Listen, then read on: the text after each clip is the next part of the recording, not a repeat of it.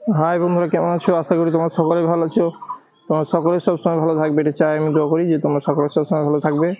তো যাই হোক, প্রথমে আমি বলি, এটা আজ মানে আমি দার্জিলিং কমলা, মানে দার্জিলিং জায়েন্ট, এক কথায় দার্জিলিং জায়েন্ট কমলার এক কথায় আমি আপডেট দিব, তোমরা দেখবে।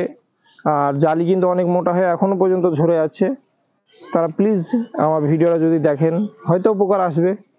আর সবাই সব কিছু হয়তো জানে না, বা আমিও হয়তো বিশাল জেনে গেছি নার্সারি করে, তাও না। আপনারা কমেন্টে জানাবেন, তারপরে সবাই সব কিছু মানে ভাগযোগ করে মিলে জন্য আপনারা সবাই সব কিছু জানতে পারবো। তবে অবশ্যই আমি যেটুকু জেনেছি, আপনারা ভিডিওটা দেখলে আপনারা উপকৃত হবেন। আর যাই হোক, এই টাইমে যদি জালি ঝরে, প্রথমেই হচ্ছে দেখবেন যে মানে গুড়ায়, মানে বোঠার গুঁড়া, এক কথায় বোঠার গুঁড়ায় ফাঙ্গাস লাগে। আর আমি দেখিয়ে দিচ্ছি, এমনি আগে ফলগুলা দেখিয়ে দিচ্ছি, তারপর আমি কারণটা বলছি। এই যে ফলন মোটামুটি ভালো এসছে, ছোট ছোট কমলা হয়ে আছে, গোটা গাছটাতেই মোটামুটি ভর্তি হয়ে কমলা আছে। মোটা হলে খুব সুন্দর লাগবে, পাকলে অনেক মিষ্টি হয়। আর মোটা মানে ভিতরটা একদম খুব সুন্দর ফাঁপা ঠসে সুন্দর, খোসাটা ছিলা হয়। এক কথায় দার্জিলিং কমলাটা খুব সুন্দর, মোটা হয়, মিষ্টি তো বলা রাখে না, সব দিক দিয়ে ভালো।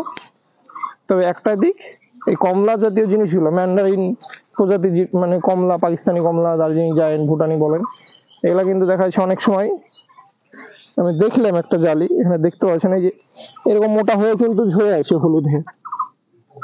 আমি দেখাচ্ছি, এই দেখেন বন্ধুরা, দেখলে বুঝতে পারবে, এরকম কিন্তু মোটা হয়েও এখান থেকে যদি এরকম একটা ফল ঝরে, তাহলে কিন্তু অবশ্যই প্রচন্ড পরিমাণে খারাপ লাগবে।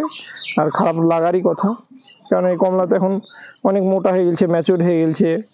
এই টাইমে যদি কমলা পড়ে যায় খুবই খারাপ লাগবে, কারণ যা ফুলে অবস্থায় ঝরে যায়, জালিতে ঝরে যায়, মটর দানা হয়ে ঝরে যায়। ঝরতে ঝরতে ঝরতে দেখা যাচ্ছে গাছে কিছু কমলা টিকে, সেখান থেকে আবার দেখা যাচ্ছে যে এরকম হয়ে ঝরে যাচ্ছে। আর এরকম হয়ে ঝরলে কিন্তু খুবই খারাপ লাগবে। এই কমলাটা আমি দেখাচ্ছি। আর এই টাইমে আপনার যত্ন পরিচর্যা অবশ্যই দেখবেন যে গুড়াই, মানে বোঠার গুঁড়া থেকে এক কথায় কমলাটা খুলে আছে, এরকম বোঠার গুঁড়া থেকে।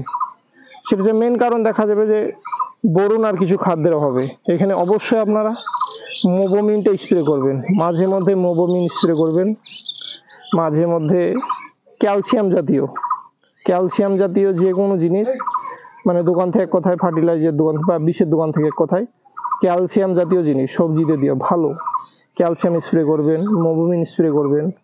তারপরে বেশি বেশি করে গুঁড়ায় বরুণটা দিবেন, গাছেও বরুণ স্প্রে করবে।